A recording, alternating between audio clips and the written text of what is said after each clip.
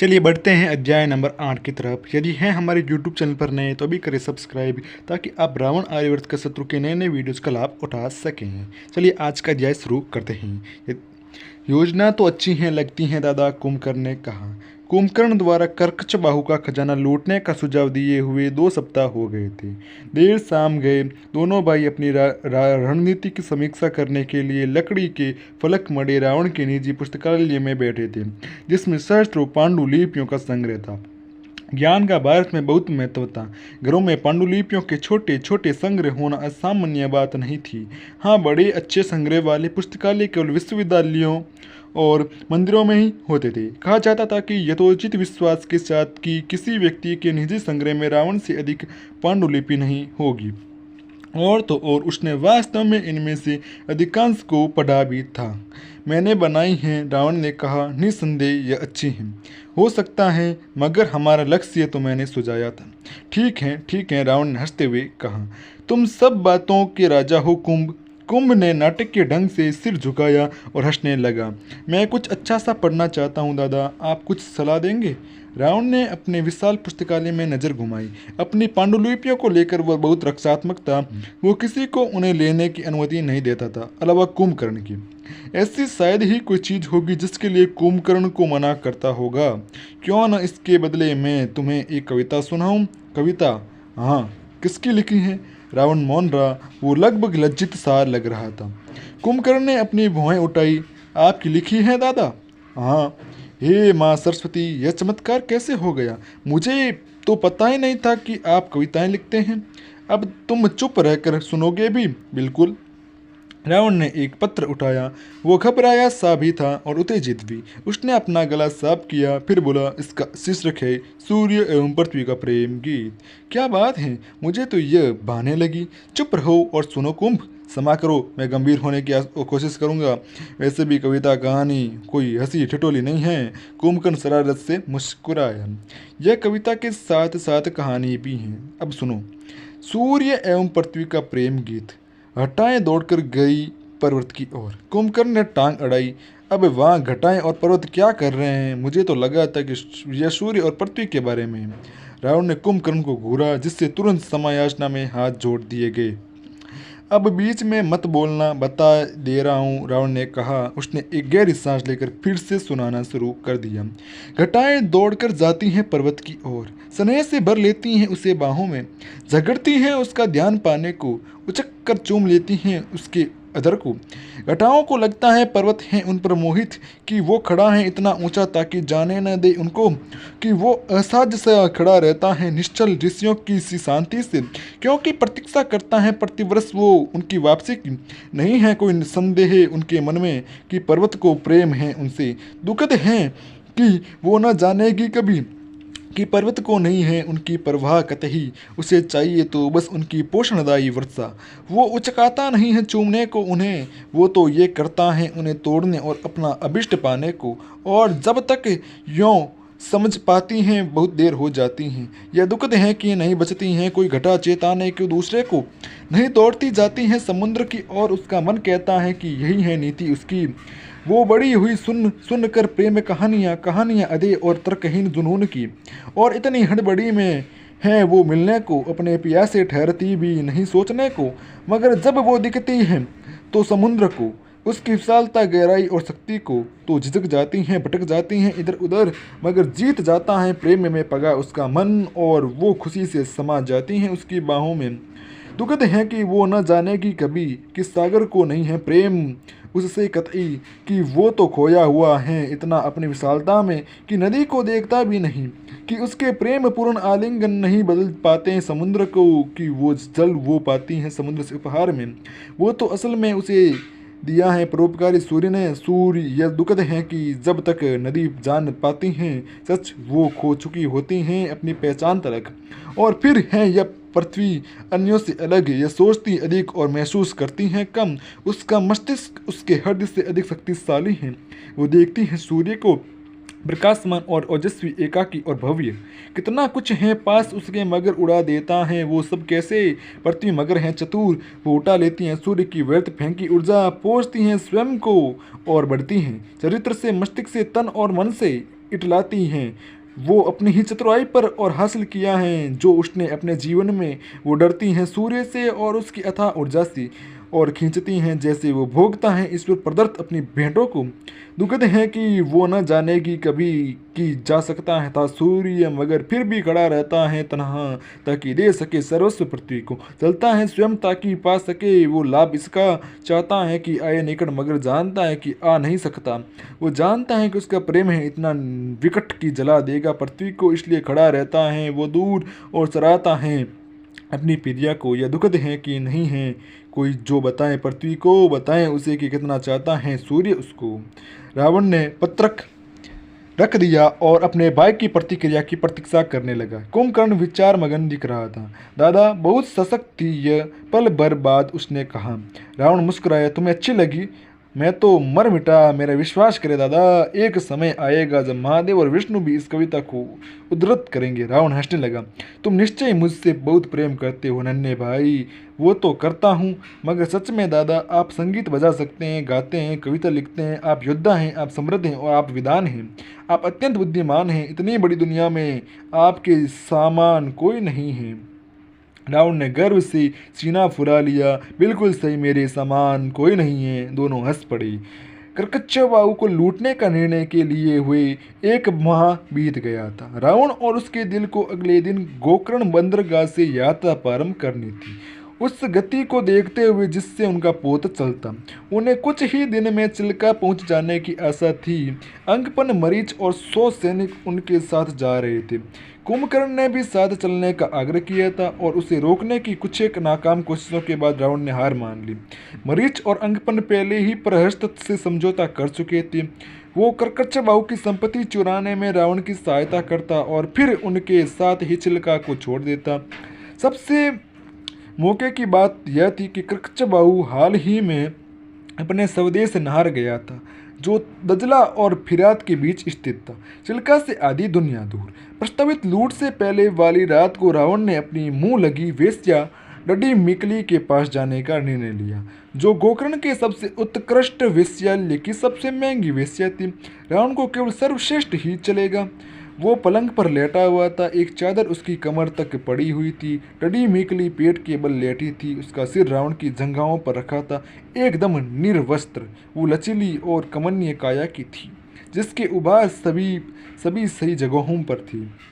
मुझे नहीं लगता कल मैं ठीक से चल भी पाऊंगी, वो खिलखिलाई।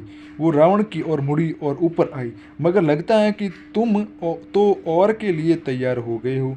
रावण ने अपनी बाहें फैलाई और पोर चटकाए। मुझे नहीं लगता है तुम इसे ले सकोगी।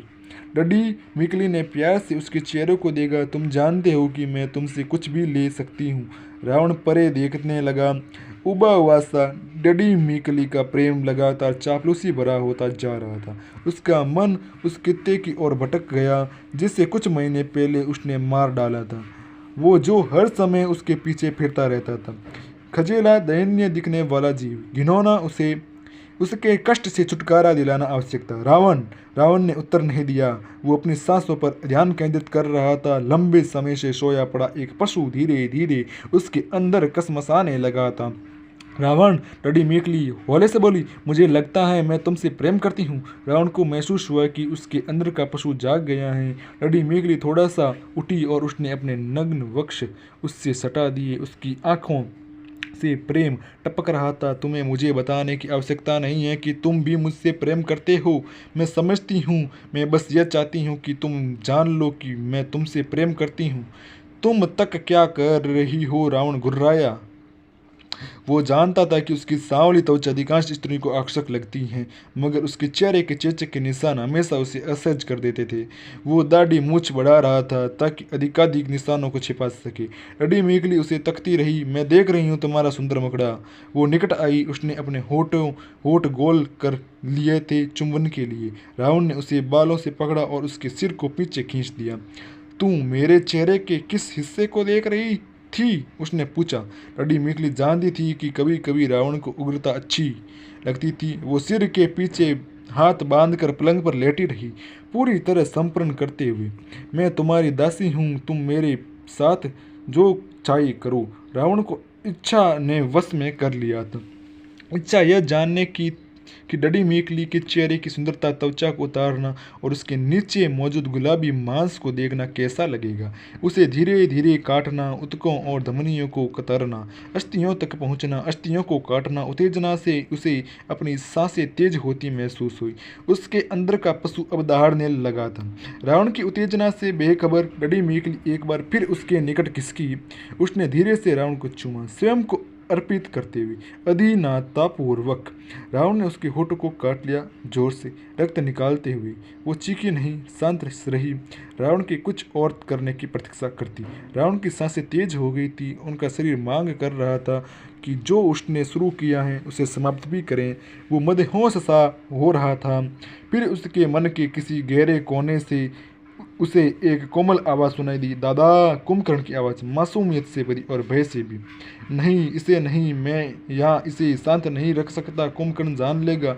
लेकिन उसके अंदर का पशु और जोर से गुर्राया, इसे शांत रखने के लिए मेरे पास धन है। उसने डडी मीकली की विश्वास से भरी आंखों को देखा, उसके सिकुड़े होठों को, उसके ऊपर नीचे गिरते वक्ष को। इसे यह चाहिए, यह इसकी मांग कर रही है, यह दयनीय है, घिनौनी। इसे इसके कष्ट से मुक्ति दिलानी होगी। उसने अपनी बाहें उससे के गिर्द कस दी, उसे दबाते हुए वो हौले से कुन मुनाई, मगर शिकायत नहीं की। मैं तुम्हारी हूँ, तुम जो करना चाहते हो कर लो। अचानक रावण ने अपने मन में एक चिर परिचित शांत आवाज़ सुनी, तुम इससे बेहतर कर सकते हो। कन्याकुमारी की आवाज़, जीवित देवी की आवाज़। उसकी नाभि फड़कने लगी थी, पीड़ा बढ़ गई थी। रावण ने डडी मीकली को एक और धकेला और कूद कर पलंग से बाहर आ गया। डडी मीकली ने उसे रोकने की कोशिश में उसकी ओर हाथ बढ़ाया। क्या हुआ? मैंने क्या कह दिया है? मुझसे दूर हटो, वो फुफकारा। डडी मीकली की आंखें भर आई। मुझे छोड़कर मत जाओ, कृपा करो। रावण मुड़ा और उसके चेहरे पर जोरदार थप्पड़ जड़ दिया। बर्बरता से वो पलंग पर गिर गई और तो उसने अपने वस्त्र उठाए और आंधी तूफान की तरह कक्ष से निकल गया। रावण और कुंभकर्ण पोत के ऊपरी तल पर खड़े हुए सुंदर दृश्य को सराह रहे थे। उन्होंने अभी अभी चिल्का झील में प्रवेश किया था। मरीच और अंक पर निचले तल पर थे और झील के बीचों बीच स्थित एक छोटे से द्वीप नलबन की ओर बढ़ते पोत की प्रगति का निरीक्षण कर रहे थे। पूरा द्वीप कर्कचबाहु के उपयोग के लिए आरक्षित था। द्वीप के बीच में एक पहाड़ी के शिखर पर उसका महल था। वो पहाड़ी मानव निर्मित थी, जिसे चिल्का झील से निकाली गई मिट्टी से बनाया गया था, ताकि झील का पानी गहरा हो जाए और उसमें बड़े पोत आ सके। महल के आसपास की अधिकांश भूमि को अनछुआ छोड़ दिया गया था, जंगली और हरी भरी। नलबन जैविक गर्म स्थल भी था, जहाँ शीत प्रवासन के दौरान भारी संख्या में विभिन्न प्रजाति के पक्षी आते थे। कर्कचबाहु को अपने काम के प्रति समर्पित एक साधारण आदमी के रूप में देखा जाता था। प्रकृति माँ के प्रति उसका स्पष्ट आदर और प्रांतकाल के साधन से महल ने कलिंग के राजा के सामने उसका मुखौटा बनाए रखा था और उसके भ्रष्टाचार पर पर्दा डाले रखा था। सच तो यह था कि कलिंग के राजस्व से लूटा अपना अवैध धन लेकर शीघ्र ही यहाँ से जाने की योजना बना रहा था। उसने पर्याप्त धन जमा कर लिया था और उसका इरादा था कि इस धन से एक सेना बनाकर नार को जीतेगा। उसकी दीर्घावधि की योजना अपने देश पर राज करने की थी, मगर वो तो यह नहीं जानता था कि लंका का एक नया नवेला व्यापारी उसकी योजना की चौपट कर देने वाला है। तुम्हें मेरे निर्देश याद है ना? रावण ने अपने भाई से पूछा। याद हैं दादा, मगर मैं आपके साथ नहीं चल सकता। नहीं, तुम नहीं चल सकते। हम इस तरह पहले ही बात कर चुके हैं, अब मेरे निर्देश दोहराओ। हम द्वीप की सहायक जेटी पर जाएंगे और थाईलैंड के व्यापारिक पोत के रूप में अपना बीजक देंगे। आप सब रीते संदूक लेकर आ जाएंगे, जिन्हें कर्कचबाहु के स्वर्ण और अनमोल हीरे ज्वाराल से भरेंगे।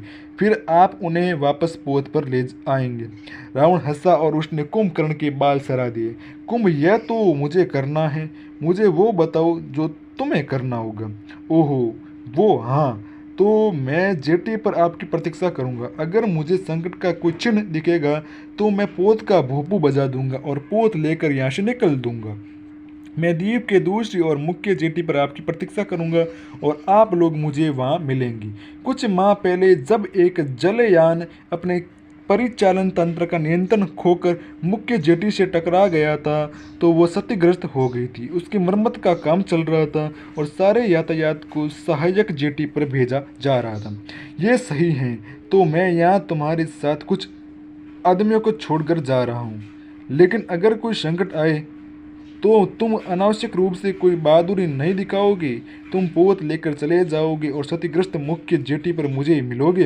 हाँ दादा, रावण कुंभकर्ण के निकट झुका। वचन दो कि तुम पोत लेकर चले जाओगे और कोई मूर्खता नहीं करोगे। मैंने क्या कभी आपके निर्देशों की अवज्ञा की है दादा? कुंभकर्ण ने हाथ दिखते हुए पूछा। अक्सर, रावण ने उपहास करते हुए कहा। चलो वचन दो, भगवान रुद्र की शपथ लो। दादा, मैं इतनी लापरवाही से भगवान रुद्र की शपथ नहीं ले सकता। शपथ लो। ठीक है, मैं भगवान रुद्र की शपथ लेता हूँ। संकट का पहला संकेत मिलते ही मैं पोत लेकर चला जाऊंगा और मुख्य जेटी पर आपकी प्रतीक्षा करूंगा। शाबाश, रावण ने कहा। महान इंद्र देव की सौगंध। रावण ने निष्कलंक गुलाबी हीरे को अपने हाथ में पलटते हुए आश्चर्य से कहा। विश्वास करना मुश्किल है कि यह छोटा सा पत्थर 4 लाख स्वर्ण मुद्रा का होगा। हीरे का रंग ही महत्वपूर्ण रूप से उसका मूल्य निर्धारित करता है। अगर किसी श्वेत हीरे से पीली आभा निकले तो उसका दाम कम हो सकता है। अगर गुलाबी आभा निकले, जो कि बहुत दुर्लभ होता है, तो उसके दाम बहुत बढ़ जाते हैं। उस अनमोल हीरे को सराहने के लिए मरीच निकट चला आया था। इसे तो किसी भी दृष्टि से छोटा नहीं कहा जा सकता था। रावण, मैंने आज तक इतना बड़ा हीरा नहीं देखा है। घबराया सा चारों ओर देखता अंकपन का एक और खड़ा रहा। ऐसा नहीं लगता जैसे अंदर इसका रक्त बह रहा हो। सम्मोहित से रावण ने पूछा। हैरानी हो रही है कि इसने यह गुलाबी आभा पाई कैसे है। कोई नहीं जानता था कि हीरे को उसकी रंगत क्यों या कैसे मिलती है। कुछ कहते थे कि इसका कारण हजारों साल से पत्थर पर पड़ने वाला दबाव है। दूसरों का मानना था कि भूकंपों द्वारा उन्मुक्त हुए भारी पलों के कारण हीरे का रंग बदल जाता है। कुछ तो यह भी मानते थे कि गुलाबी हीरा अशुभ होता है, बुरे कर्मों का वाहक। तुम्हें पता है? रावण ने अंकपन को हीरा दिखाते हुए पूछा। रावण, यह निरर्थक है कि यह गुलाबी कैसे हुआ। जब तक कि यह गुलाबी हो, अब चलो कृपा करके। रावण हल्के से हंसा। हमेशा ऐसे ही घबराते हो अंकपन। वो उस छोटे से गुप्त कक्ष से बाहर निकला जिसे बड़ी कौशल से एक मोटी दीवार में बनाया गया था। उसने प्रहस्त को देखा जो कक्ष के सुदूर कोने में खड़ा था। प्रहस्त के निष्ठावान सैनिक उसके पास खड़े थे। उनकी तलवारें खिंची हुई थी, रक्त टपका थी। उनके सामने घुटनों के बल 3 किन्नर बैठे थे। प्रांतपाल कृकचबाऊ के नाहरी सुरक्षा दल के अंग। उनके शरीर पर घोर यंत्रणा के घाव थे जो उन्हें तब तक दी गई थी जब तक कि उन्होंने उस गुप्त कक्ष का स्थान नहीं बताया जहाँ अनमोल हीरे रखे गए थे। रावण ने प्रस्थ को संकेत किया। सैनिकों ने तुरंत अपने तलवारें घुमाई और तीनों किन्नरों का सिर धड़ से अलग कर दिया। रावण के निर्देश स्पष्ट थे। कोई ऐसा गवाह न छूटे जो लूट के अपराधियों को पहचान सके। महल के सब लोगों, सुरक्षा दल, सेविकाओं, रसोइयों, सेवकों को मार डाला था बेरहमी से। गत सप्ताह आधे सुरक्षा दल को अनेक वर्षों में अर्जित निष्ठा और भारी मात्रा में स्वर्ण देने के प्रलोभन से भ्रष्ट करने में प्रहस्त सफल रहा था। उसके सैनिकों ने महल के दूसरे नाहरियों पर अचानक हमला बोल दिया था, चुस्त और सुगढ़ता से। बाहर किसी को महल के अंदर हुए नरसंहार की भनक तक नहीं थी। करकचबाऊ को गुमराह करने के लिए पहले ही महल में लाशें लाकर डाल दी गई थी। पहचान मिटाने के लिए उनके चेहरे कुचल दिए गए थे। चिल्का के नारी प्रांतकाल को यह विश्वास दिलाने के लिए कि लूट के दौरान प्रस्थ और उसका सुरक्षा बल भी अपनी जान से हाथ धो बैठे थे। यह क्रूर योजना थी, मगर सक्षम और व्यवहारिक भी थी, जैसे स्वयं रावण था। प्रस्थ के परामर्श पर रावण ने उन श्रमिकों को न मारने का निर्णय लिया था जिन्हें उन्होंने प्रांतकाल के आवास से कुछ दूरी पर क्षतिग्रस्त जेटी की मरम्मत करते देखा था।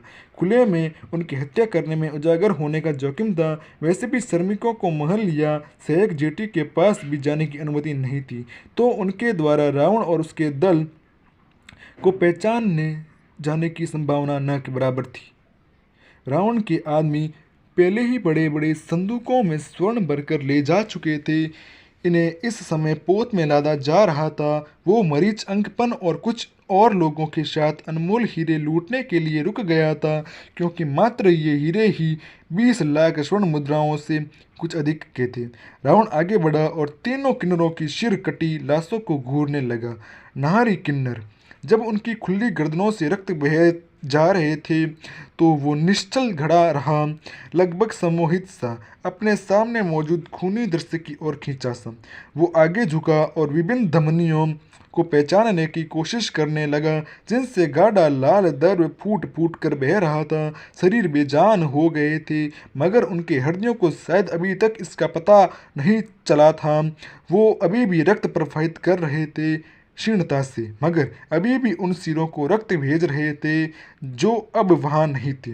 अंगपन ने रावण की भुजा को छुआ। रावण रावण झटके से अपने कल्पना से बाहर आया और उसने हीरे को अपने कमरबंद में बंधी एक थैली में डाल दिया, जहाँ यह दूसरे हीरों से टकराया। उसने गहरी सांस ली और दूसरे लोगों को देखा। चलो ठीक तभी पोत का भोंपू बजा उठा। तीव्रता से हठपूर्वक भागो, रावण चिल्लाया।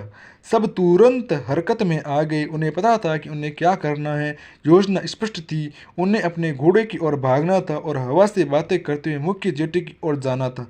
वहाँ रावण के पोत में कुंभकर्ण उनकी प्रतीक्षा कर रहा होगा। हैया! रावण और उसके आदमी तेजी से घोड़े दौड़ा रहे थे। 10 के 10। मरीच आगे था, रावण सबसे पीछे था। वो पहाड़ी से उतर रहे थे पूरे वेग से। दाहिनी और मरीच संकेत करते हुए चिल्लाया। एक दोराहा आ रहा था। दाहिनी ओर की सड़क पहाड़ी के नीचे क्षतिग्रस्त जेटी को जाती थी। दूसरी वाली सीधे सहायक जेटी को जा रही थी, जो बहुत दूरी पर दिखाई दे रही थी, जहाँ रावण का पोत होना चाहिए था, मगर अब नहीं था। पहाड़ी पर ऊंचाई से उन्हें वहाँ खड़ा एक और बड़ा पोत दिख रहा था। वो अभी पहुंचा होगा, क्योंकि उसके पाल अभी भी खुले हुए थे और ध्वज भी। यह कर्कशबाहु का पोत था। वो जल्द वापस आ गया था और तेज रावण चिल्लाया। वो सहायक जेटी से बहुत वेग से आते घुड़सवारों को देख रहा था। मुख्य सड़क पर आते हुए ऊपर पहाड़ी पर उनकी ओर शायद कर्कशबाहु को आभास हो गया था कि कुछ गड़बड़ है। दूसरी जेटी की ओर अंकपन चिल्लाया। वो समूह के बीच में था, इतना घबराया हुआ जैसे कोई बिल्ली गर्म तवे पर बैठ गई हो। घोड़े लहराते हुए दाहिनी सड़क पर मुड़ गए। घोड़े से पहाड़ी से जेटी तक की दूरी कोई 5 निमेष की थी। रावण सीधी सड़क से उनकी ओर आती अर्गेम टोही क्यों देख सकता था। वो कर्कशबाहु का आदमी था। रावण ने मयान में से खंजर निकाला, घोड़े की रास मुंह में दबाई और पल भर के लिए ध्यान केंद्रित किया। सांस थामकर उसने घुड़सवार पर खंजर फेंका। वो उस आदमी के गले में जा घुसा जब वो अपने घोड़े से गिर रहा था। तब रावण लहराता हुआ दाहिनी ओर मुड़ गया, अपने आदमियों के पीछे। हैया! जब धनी वन्य वनस्पति के बीच से होते हुए वो तड़ाते हुए क्षतिग्रस्त जेटी की ओर बढ़ रहे थे, तो रावण सड़क को अधिक स्पष्ट देख पा रहा था। जब अब जेटी तक की सीधी सड़क थी, जिसका अर्थ था कि कर्कशबाहु के घुड़सवार धनुधरों का आसान लक्ष्य होंगे, और पंक्ति में सबसे पीछे था पहला लक्ष्य। धत! तेजी से सोचते हुए उसने अपने कंधों पर बंधी डोरी को खींचा और पीठ पर बंधी ढाल को ऊपर की ओर खींच लिया। पीठ पर लगे तीर से तो वो बच जाएगा, मगर गर्दन में लगे तीर से नहीं। जेटी बस कुछ ही दूर थी। सड़क संकरी होती जा रही थी। इसका अधिकांश भाग बंदरगाह की मरम्मत के लिए बंदे मचान ने घेर लिया था। मचान पर कुछ पुरुष खड़े हुए थे, जबकि कुछ सड़क के पास खड़े थे। घुड़सवार दंदनाते हुए आगे निकल गए। हटो! उनके पास से निकलते हुए मरीच चिल्लाया। अचानक घबरा कर श्रमिक दौड़कर रास्ते से हट गए। एक बहुत ही अभागा व्यक्ति अंकपन के घोड़े के नीचे आ गया, मगर घुड़सवारों ने गति कम नहीं की। अंकपन के पीछे आ रहे कई घोड़े उस आदमी को रौंदते चले गए। जब तक रावण निकला, वो कुचलकर चटनी बन चुका था। चूंकि जेटी पर पोत को बांधने के लिए कोई स्तंभ नहीं थे, इसलिए कुंभकर्ण ने नाविकों से लंगर डलवा दिए थे। छोटे लंगरों की सहायता से वो पोत को जेटी के जितना निकट ला सकता था, ले आया था। नाविकों में सबसे बलिष्ठ आदमी लंगरों की रेखा के पास खड़ा था, हाथ में बड़ा कुल्हाड़ा लिए हुए, ताकि जैसे ही रावण और अन्य लोग पोत पर आए तो कुल्हाड़े के वार से मोटे रस्से को काट दें। जेटी के किनारे और पोत के बीच बहुत बड़ा अंतराल था, मगर लंका के घोड़े को ऊंची और लंबी कुदान लगाने के लिए प्रशिक्षित किया गया था, विशेषकर ऐसे अवसरों पर जिनमें शीघ्र भागना आवश्यक हो, जैसे कि अब। क्षतिग्रस्त जेटी से शरपट भागते हुए मरीच ने अपनी गति कम नहीं की। हैया। उसने अपने घोड़े को चाबुक मारा, जिससे वो और तेजी से भागने लगा, तेज और तेज। जेटी के ठीक किनारे पर पहुंचकर वो चिल्लाया, 10। 10 संस्कृत में 10 के अंक को कहते हैं। कोई नहीं जानता था कि जब घोड़ों को प्रशिक्षित किया जा रहा था तो रावण ने इसी शब्द के लिए आग्रह क्यों नहीं किया था, मगर उसके आदमियों ने हमेशा की तरह बिना प्रश्न किए उसकी आज्ञा का पालन किया था। मरीच का घोड़ा इस आदेश को अच्छी तरह जानता था और उसने आगे कुदान लगा दी, ऊंची और लंबी। वो सफाई से पोत के तल पर उतरा। मरीच कुछ हाथ आगे तक घोड़ा दौड़ा कर ले गया ताकि उसके पीछे आने वालों के लिए स्थान बन जाए। एक के बाद एक घुड़सवार पोत पर कूदते रहे। प्रहस्त के नाहार सैनिकों में से एक ने समय का अनुमान गलत लगा लिया। उसका घोड़ा पीछे रह गया और पानी में जा गिरा। सैनिक का सिर जोर से पोत के फट्टे से टकराया और उसकी गर्दन टूट गई। वो तुरंत मर गया। कोई उसे देखने को नहीं ठहरा, उनके पास समय नहीं था। चलो, मरीच चिल्लाया। अब वो घोड़े से उतरकर पोत की कगार पकड़े खड़ा था। प्रहस्त तीव्रता से आगे आया। उसकी कूद का समय बिल्कुल सटीक था और वो सुरक्षित पोत में उतर गया। अगला रावण था कर्णतिम। कृकचबाऊ और उसके आदमी निकट आते जा रहे थे, बस 200 मीटर दूर थे। शाबाश दादा, कुंभकर्ण चिल्लाया। कृकचबाऊ के एक धनुर्धर ने अपने घोड़े की रास मुंह में दबाई और धनुष को अपने सीने के सामने जमाया और तीर छोड़ दिया। यह हवा में छोड़ा तीर था, तेजी से भागते एक लक्ष्य पर। तीर घोड़े की एक पीछे की दाहिनी टांग के निचले हिस्से की मांसपेशी में लगा था। उसने काटना चला गया था।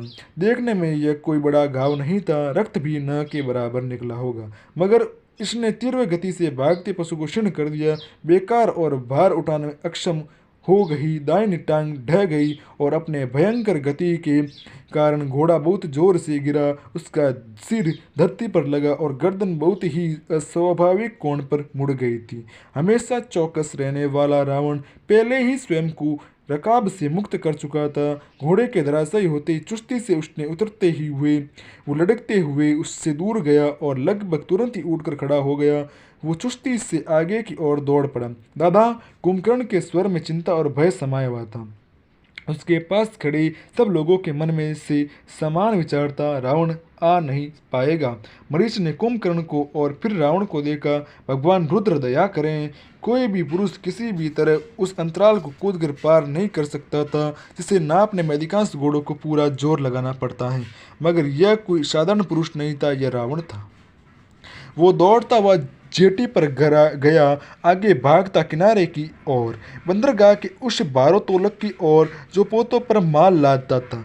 महीनों से इसका प्रयोग नहीं हुआ था, मगर अब एक अप्रत्याशित शैली में इसका प्रयोग होने वाला था। करकच्चबाहु के आदमी अभी भी उस तीरों की बौछार कर रहे थे। कुछ रावण के पास से निकल गए, कुछ बाल बाल चूक गए, मगर अपने लक्ष्य पर कोई नहीं लग पाया। जेटी के किनारे के पास आकर रावण ऊंचा उछला और उसने भारोत्तोलक का कुंडा पकड़ लिया। एक टांग से उसने घिरी को ठोकर मारी। उसकी समय की गणना एकदम ठीक थी। घिर्री तेजी से घूमी और उसका रस्सा खुल गया। कुंडे को पकड़कर रावण ने पानी के ऊपर पोत की ओर छलांग लगाई।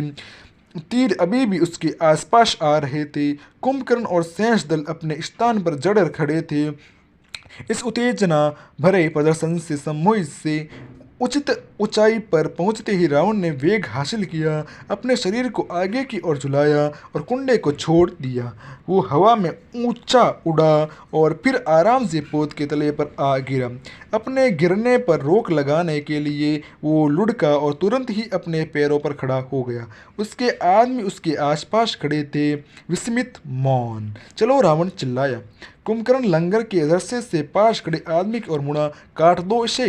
नाविक ने कुल्हाड़ा घुमाया और एक शक्तिशाली वार में उसने मोटा रस्सा काट दिया। छोटे लंगर तेजी से खुल गए। खेओ। अब झटपट कुंभकर्ण ने आदेश दिया। उसके आदेश पर नीचे के तले पर बैठे गति निर्धारकों ने अपने नगाड़े बजाने शुरू कर दिए। नाविकों ने एक साथ खेना शुरू कर दिया था। पोत धीरे धीरे आगे बढ़ने लगा, जेटी से बाहर निकलते हुए। करकच्चबाहु के आदमी उन पर तीरों की बौछार किए जा रहे थे। झुक जाओ, रावण चिल्लाया। सारे लोग पोत के कगार के पीछे छिपते हुए घुटनों के बल बैठ गए और तेज कुंभकर्ण ने आदेश दिया। गति निर्धारकों ने ताल तेज कर दी और खेवनकरों ने गति पकड़ ली। पाल खोल दो। एक नाविक जो तंबू के पीछे छिपा हुआ था उसने घिरी घुमाने शुरू कर दी। यह अभियांत्रिकी का ऐसा आविष्कार था जिसे रावण ने सटीकता दी थी। यह तल पर लगी घिर्री के माध्यम से फटाफट पाल को खोल देता था। पाल शीघ्र ही फैलने लगा था। जल्दी ही इसमें हवा भर जाती। पोत आगे बढ़ा तो रावण कर्कशबाहु के आदमियों की दूर से आती कुद्ध आवाज़ सुन सकता था। कगार के पीछे सुरक्षित उसने कुंभकर्ण को देखा और मुस्कुरा दिया। मरीच ने रावण का कंधा थपथपाया। हम सफल रहे रावण, हम सफल रहे। रावण मुस्कुराया। वो खड़ा हुआ और उसने दूर खड़े कर्कशबाहु के आदमियों की ओर अश्लील सा इशारा किया। एक नहारी ने तीर मारा तो सनसनाता हुआ उसके चेहरे के पास निकला। मरीच ने अपने भांजे को नीचे खींचा। क्या कर रहे हो तुम? हम अभी संकट से बाहर नहीं निकले हैं, नीचे रहो। रावण का चेहरा पीला पड़ गया था। उसका शरीर विचित्र रूप से निश्चल था। दादा, कुंभकर्ण ने चिंतित भाव से रावण के शरीर पर घावों को टटोलते हुए कहा। रावण ने कुंभकर्ण को एक और धकेला और फिर से खड़ा हो गया। उसकी निगाह श्रमिकों की ओर लगी थी जो मचान के पास दुबके हुए थे। एक और तीर पास से निकला मगर रावण हिला तक नहीं। मरीच ने उसे फिर से नीचे खींचा। तुम्हें हुआ क्या है? नीचे रहो। रावण लड़खड़ा कर तल पर गिर गया। वो ऐसा दिख रहा था जैसे उसने कोई भूत देख लिया हो। उसकी सांस उकड़ रही थी। उसने मरीज को धकेला और फिर से खड़ा हो गया।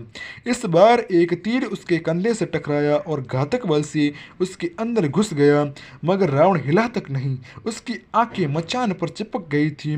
दादा, कुंभकर्ण ने घबरा कर चिल्लाते हुए उसे फिर से नीचे खींच लिया। उसने अपने बड़े भाई की आंखों में अचानक भर आए आंसुओं को देखा। रावण रो रहा था। कन्या। इस बार कुंभकर्ण खड़ा हो गया। उसने अपनी आंखें सिकोड़ी और तेजी से पीछे छूटते किनारे की ओर देखने लगा, मचान को। वहां मौजूद श्रमिकों को, विशेषकर बीच में खड़ी एक व्यक्ति को। वही थी। चित्रों के आधार पर वो तुरंत उन्हें पहचान गया। जब बाकी सब दुबक रहे थे तो वो अडिग खड़ी थी, छतर उस जीवित देवी की तरह जो वो थी। कड़े शारीरिक श्रम के चिन्ह उन पर दिख रहे थे मगर फिर भी चेहरा तेज युक्त था। वो पोत को जाते हुए देख रही थी। उनके भाव प्रभावशाली और शांत थे। उनसे मुख गरिमा फूट रही थी, लगभग ऐसी जैसे कि वो उनसे ईर्ष्या रुकवा रही हो अपने नैतिक बल से। कोई संदेह नहीं हो सकता था ये वही थी। एक और तीर सरसराता निकला तो मरीच ने हाथ बढ़ाकर कुंभकर्ण को नीचे खींच लिया। वो क्रोध से अपने भांजे पर चिल्लाया, तुम दोनों को हुआ क्या है? कुंभकर्ण ने रावण को देखा। उसने वो कहा जिसे कहने की शक्ति रावण नहीं जुटा पा रहा था, कन्याकुमारी। मानो इस दिव्य शब्द से ऊर्जा पाकर रावण ने अपने कंधे में घुसे तीर की डंडी तोड़ दी। वो फिर से खड़ा हुआ और पलट गया, झील में कूदने को तैयार, तैरकर उनके पास जाने को तैयार। रावण अपने भांजे को पकड़ते हुए मरीची का, बंद करो यह पागलपन, मुझे जाने दो। अपने को छोड़ाने की कोशिश करता रावण भरे गले से बोला, मुझे जाने दो। पोत के सारे लोग अपने नायक को देख रहे थे, समझ नहीं पा रहे थे कि हो क्या रहा है। कुंभकर्ण ने कसकर रावण को पकड़ लिया। दादा, आप अब वापस नहीं जा सकते, आप मारे जाएंगे, मुझे जाने दो। रावण ने सबको धकेलते और उठ खड़े होने की कोशिश की। दादा, कृपया मेरी बात सुनिए, आप उनके पास पहुंचने से ही पहले ही मारे जाएंगे, मुझे जाने दो। मैं उनके लिए वापस आऊँगा दादा, मैं उन्हें ढूंढ लूँगा, मुझे जाने दो। रावण ने हताशा से दोहराया। मरीच इतना अचंभित था कि कुछ कह ही नहीं सका। उसने कभी रावण को इस हाल में नहीं देखा था। दादा, कुंभकर्ण अपने भाई को छोड़ने को तैयार नहीं था। कृपया मुझ पर विश्वास करो, मैं उनके लिए वापस आऊँगा दादा, मैं उन्हें ढूंढूंगा। मैं आपको वचन देता हूँ, मगर अभी आपको हमारे साथ रहना होगा, मुझे जाने दो। रावण की आवाज़ बिखरी हुई थी, एकदम टूटी। दादा, मैं उन्हें ढूंढूंगा, मैं वचन देता हूँ, कुंभकर्ण ने कहा। रावण फिर से चिल्लाया, मुझे जाने दो। पाल पूरी तरह फैल चुका था और उसमें हवा भर गई थी। पोत ने गति पकड़ ली और वो तय तट से दूर हो गया, कृच्छबाहु के तीरों से दूर, उनसे दूर, कन्याकुमारी से दूर, मुझे जाने दो। इसी के साथ 8 अध्याय समाप्त होता है और जल्द ही मिलेंगे हम 9वें अध्याय के साथ।